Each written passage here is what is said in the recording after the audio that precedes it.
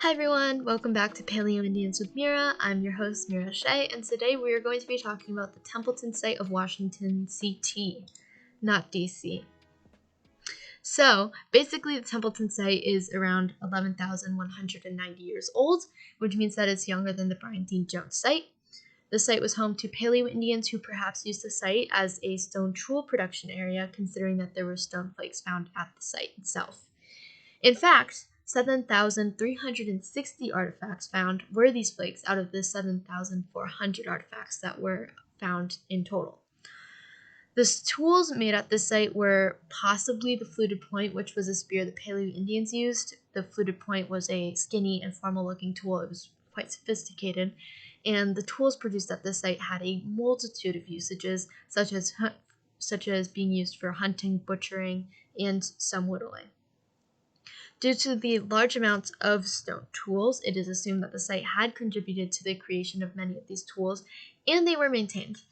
The site was sort of like a factory assembly line, where the Paleo Indians handmade tons of these tools for themselves and others to use.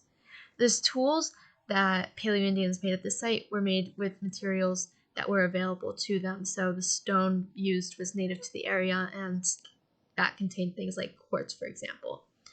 The interesting thing about this site is that it challenged the belief that people came to CT for just megafauna. The site was full of dense forest remains, and that suggested that the area was much more diverse than previously mentioned.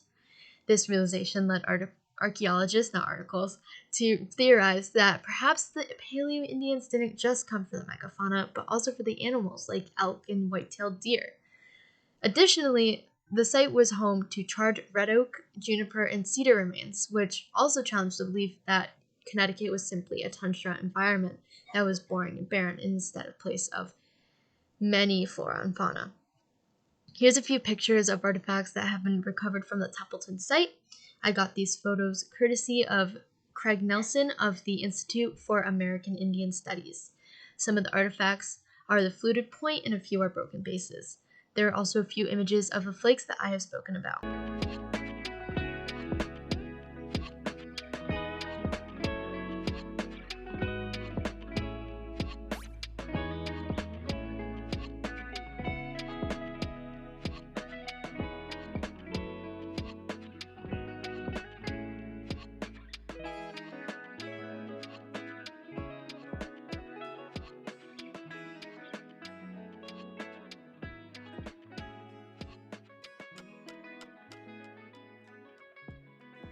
Thank you so much for watching, and if you enjoyed, please subscribe.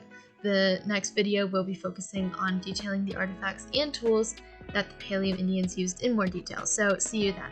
Also, if you have comments, please leave any comments you have. I would really appreciate it. Thank you so much. Bye!